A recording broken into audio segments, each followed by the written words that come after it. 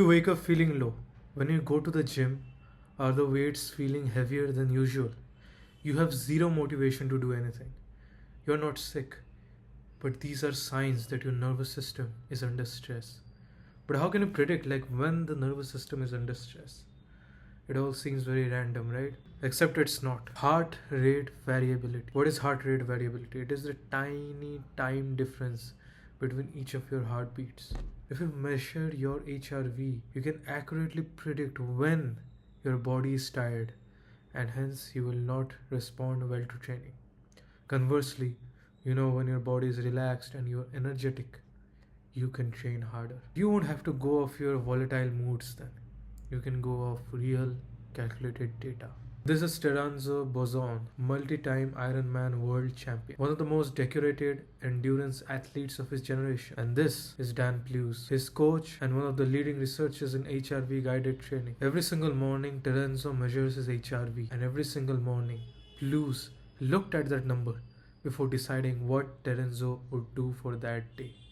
If the number was high, normal range or above his baseline, training proceeded as planned. If the number dropped, Plews pulled back, reduced load, reduced intensity. The result? Terenzo became the 2008 Ironman champion, and Plews has gone on to publish research that is now referenced across sports. What should you take away from this story? HRV is not a magic number. Terenzo's body was producing a signal every morning that said whether he was ready to absorb the training stress. I'll make you understand what HRV actually is. See, your heart does not beat at regular interval. The interval between each heartbeat varies millisecond by millisecond. It is a tug of war between your sympathetic nervous system and your parasympathetic nervous system. Let us go into detail. First, the sympathetic nervous system. Think of it as your body's gas pedal. When it dominates, it releases adrenaline, accelerates your heart rate, drives up your heart towards a rigid metronome-like rhythm. Short intervals between beats, low HRV. The second is your parasympathetic nervous system, the PNS. This is your body's brake pedal. When it dominates, it releases acetylcholine, which slows the heart, introduces natural variation between beats. So when you measure your HRV, you are actually measuring which branch of your nervous system is winning that morning. And that is not an indication of how fit you are. That is an indication of how ready you are for training today. See, a highly trained athlete can wake up with a low HRV. It can happen from excess training load, from poor sleep, from life stress, from illness. The specific metric you'll see on most consumer devices like Whoop is called RMSSD, root mean square of successive differences. It is a mouthful, but it is the right metric for your recovery. But different values can mean good for one athlete and bad for another athlete. See, understand the data like this.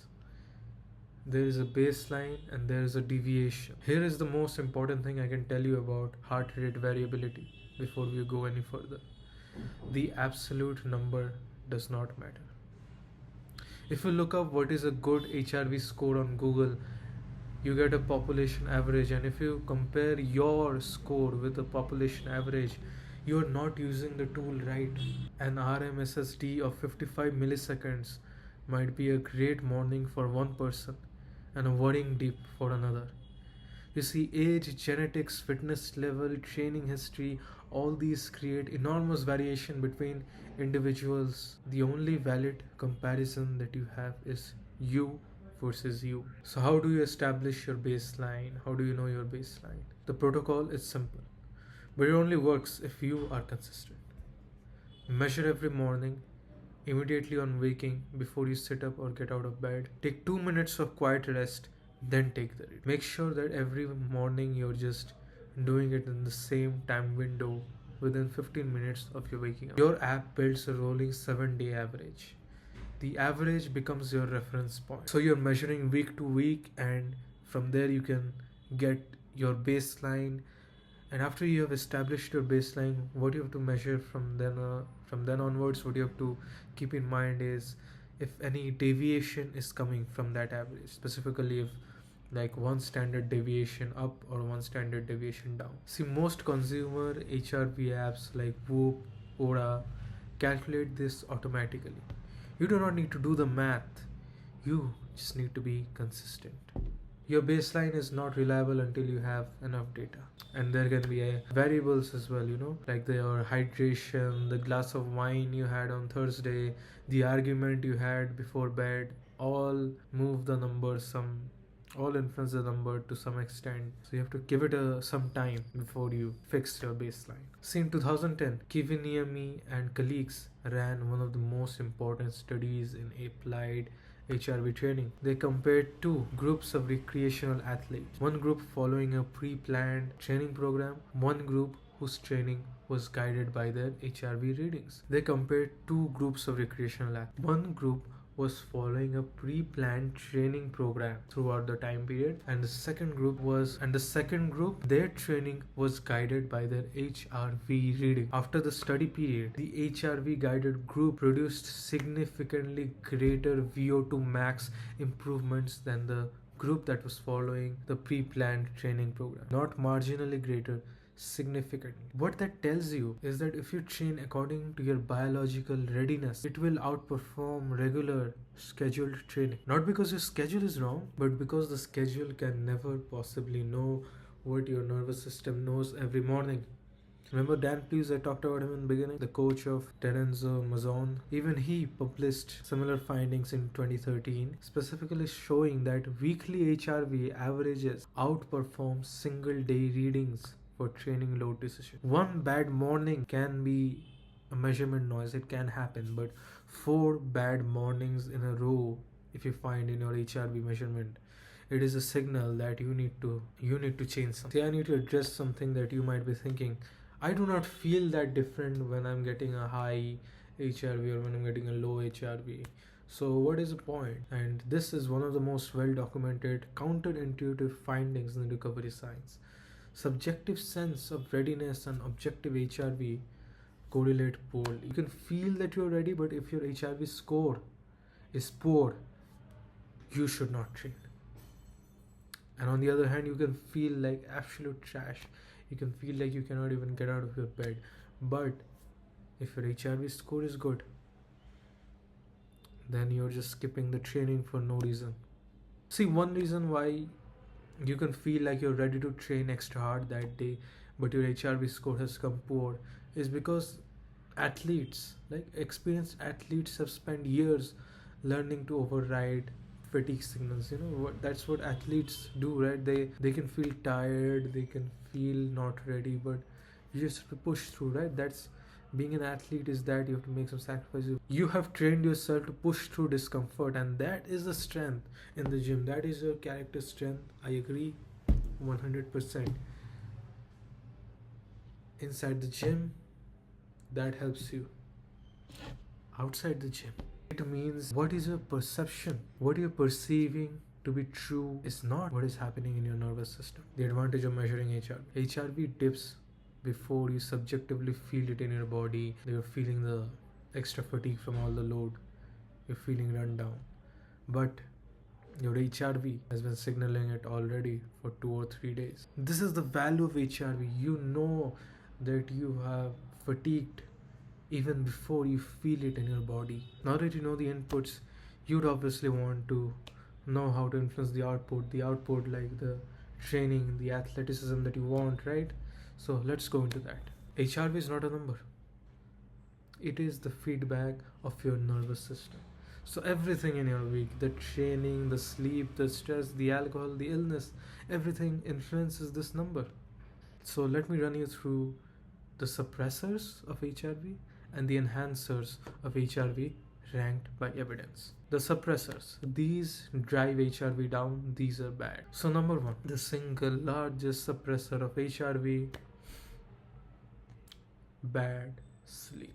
Even one night of 5 to 6 hours of sleep is producing a clear visible drop in RMSSD the following morning. If you watch the sleep video in this series, if you watch the sleep video that I've linked in this description where I go into detail about the importance of sleep, you already know how much your sleep depth is blunting your growth hormone, how much it is elevating your cortisol. So you know firsthand the harm that your sleep depth causes. And if you measure HRV, the harm from sleep depth is even more visible. Get it in the data itself. Number 2, high training volume and intensity. A hard session should lower your HRV the following. That is a signal working correctly. You know that a hard session should lower your HRV the following morning. This is not wrong. This is a signal that you have trained correctly. The training stress has been put on your body and your body is adapting. So this is not the problem. This is not suppressing it. But the problem is when you're training, but the HRV is not recovering between sessions. See, if you've trained and the HRV is still suppressed for say 4, for 5, for 6 days in a row,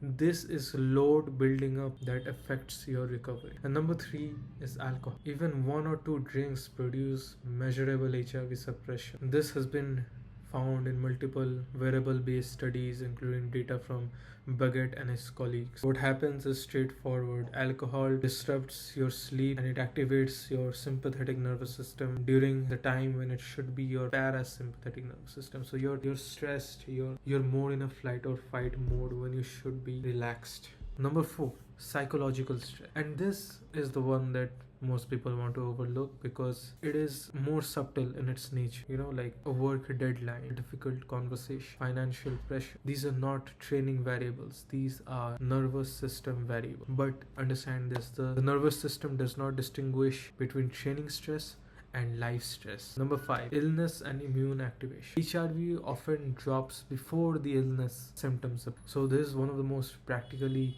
useful applications of daily tracking. You can even know that you're going to fall ill before you start experiencing the symptoms. You just track your HRV. If your HRV drops, you can take the proper precaution. Now that we have talked about what suppresses your HRV, what's bad, let's talk about the good, the enhancer, what drives up HRV over time. And in that, number 1 comes zone 2 cardio. And this is the most reliable documented method for improving resting HRV. Long duration, low intensity aerobic exercise upregulates vagal tone over weeks and months. This is one of the reasons why endurance athletes have the highest resting HRV value. It is a direct adaptation to their high aerobic volume. Number 2 is consistent sleep schedule. And a consistent sleep schedule is mandatory for protecting the deep sleep that your parasympathetic system needs so it can restore itself overnight. You know, sleep is a primary driver of HRV recovery between days. And number 3 is controlled breathing. Slow, deliberate breathing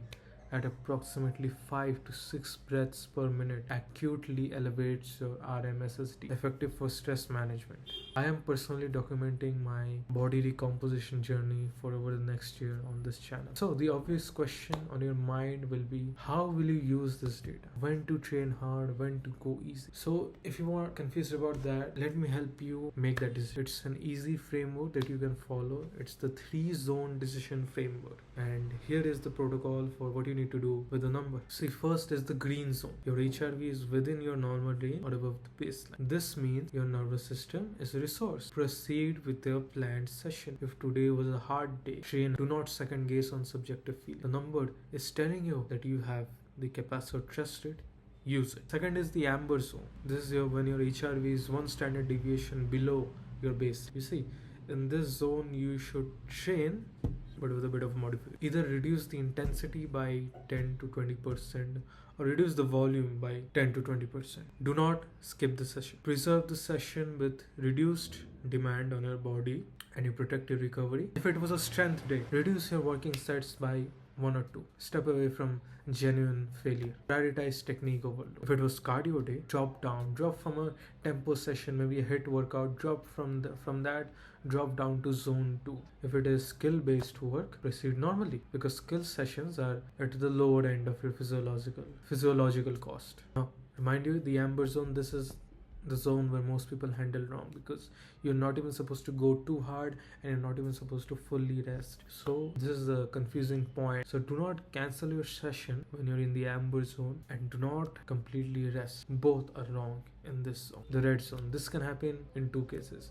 Maybe the HRV is 2 or more standard deviations below the baseline, or for 3 or more consecutive days you're in the amber zone. This means you need to have active recovery. You can maybe not opt for a complete rest day, but a deliberate, structured, low intensity day. Maybe you're just doing a zone 2 walk, you're just doing mobility work, stretching, breath work. You're removing the training stress from your system, but you're not completely eliminating movement. Now, if the red zone appears for 3 or more consecutive mornings, this is not a coincidence. So you should look deeper into it, review your training, review your sleep, look at your lifestyle variables. Are you sleeping enough? Are you properly taking your nutrition? Because something or the other is happening, something is going wrong. You're not recovering properly and your nervous system is just taking too much load. And before you fall asleep or before you injure yourself, this HRV score is telling you something is wrong.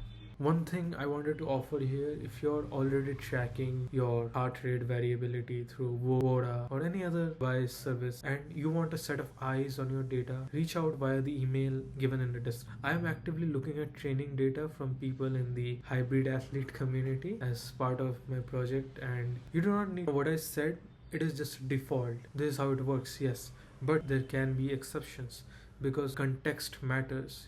Maybe you are preparing for a competition, it's your competition week. Maybe you're an athlete who's playing a sport, maybe it's your during your peak season, or you can be in peak season or you can be in off season. So an amber reading during a competition week is different from an amber reading in an off season week. What I said here, this framework on the zones, you should take it as a starting point, but you should also review your goals, and here is where your coach will be able to decide what works best for you, because depending on your goals, your coach will be able to set your training.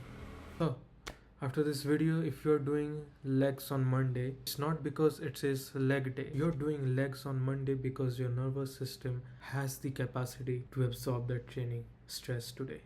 And on the mornings that it does not, you can be tempted, but you should stop yourself. You should pull back. You should protect your recovery, because when the signal is green, you can train hard with a biological environment that is capable. If you follow this HRV training, you're going to get the best results. And to get the best results, you'll have to, from time to time, step back. Even if you're willing to go extra hard in training, you have to willingly step back. Keep that in mind. That is not weakness. That is precision. That is exactly what Dan Plews understood when he was working with Terenzo. And that is what separated a world champion's training approach from others. The goal is not to be always in the green zone. The goal is to understand what the number is telling you and respond to it with a training program that fits for you.